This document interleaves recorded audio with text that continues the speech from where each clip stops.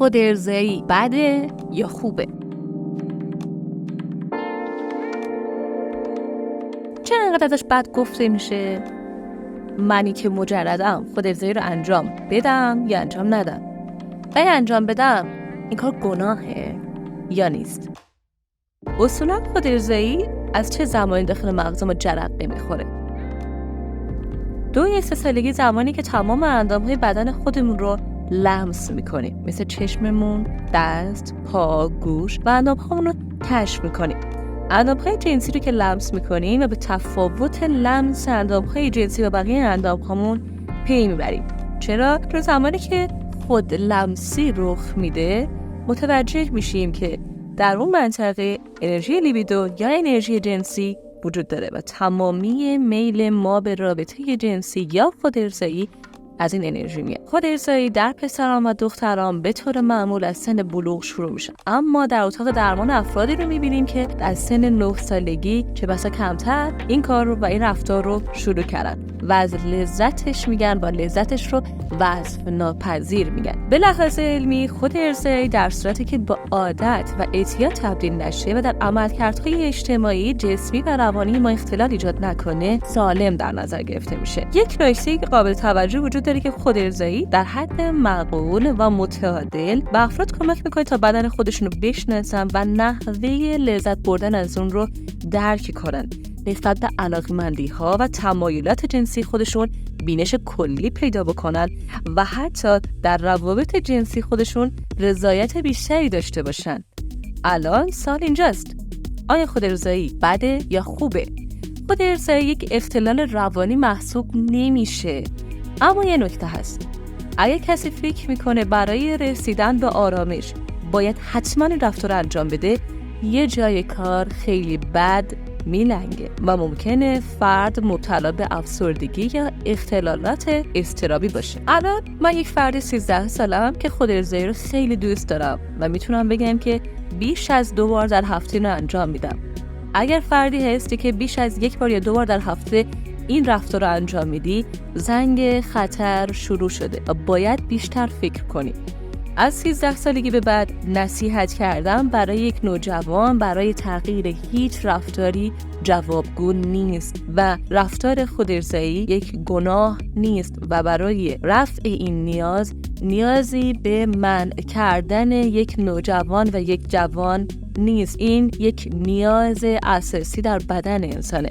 مثل تمامی نیازها، مثل احساس گشنگی، تشنگی، در وجود همه ما نیاز جنسی وجود داره و باید اون رو بشناسیم. نیاز جنسی و رفع اون یک ثباته، مثل قد شما، مثل وزن شما در وجود شما نهادینه شده و ثبات داره و بدن ما به شناخت از خودش برسه و متوجه بشیم مغز ما از بدن ما چی میخواد و بدن ما از مغز ما چی میخواد. در خصوص این رفتار مشکل زمانی شروع میشه که این رفتار به یک اعتیاد روانی تبدیل میشه و تا این رفتار رو انجام نده به آرامش روانی و درونی نمیرسه. این فرد رشد جنسی معیوب و ناقصی داشته. اگه کسی هستی که الان توی این مرحله هستی، با دقت به من گوش بده.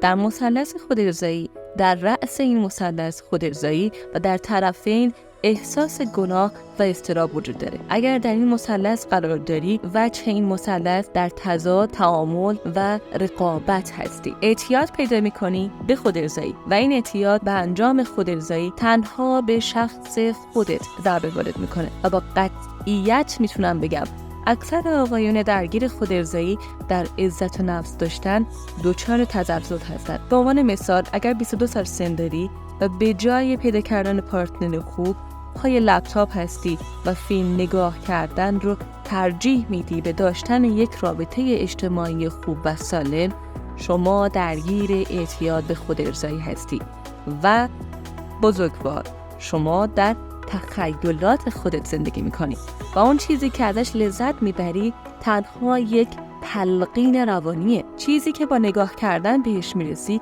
یک تخیل با تمام جزئیات در ذهنته، چیزی در واقعیت برای تو رخ نمیده و تمامی سیستم حسی و جنسی تو عمل نمیکنه و فقط تخیلات توئه که داره تو رو به ارضا شدن جنسی نزدیک میکنه و برات ارضا شدن جنسی رخ میده. برای همین بعد از هر بار خودارضایی شما یک ضربه به عزت نفس خودت وارد میکنی. فروید بزرگمرد علم روانشناسی میگه تمامی مشکلات روانی از مشکلات جنسی ما به وجود اومدن. اگر هفته 1 یا 2 بار خودارضایی رو انجام بدی هیچ مشکلی وجود نداره. حتی خوبم هست چون تعادل بیوشیمیایی داره و بار مغناطیسی مغزت رو کنترل میکنه. اما اگه از این بیشتر بشه اینجا تراز خطرهات روشن میشه.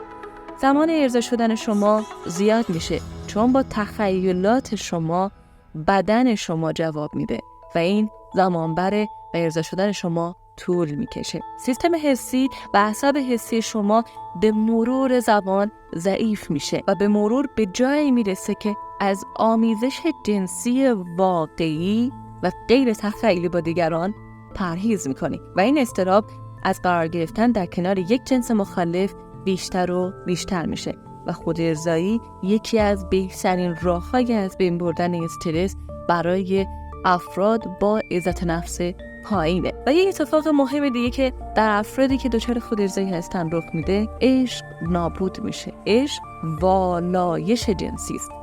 عشق بینایی و دیدنه و خودارضایی تاریکی و کوری تمامی احساساته. برای کم کردن خودارضایی چه کار میتونیم کنیم؟ من خودم هم گاهی از خودارضایی عذاب میکشم. لطفاً به من راهکار بدید.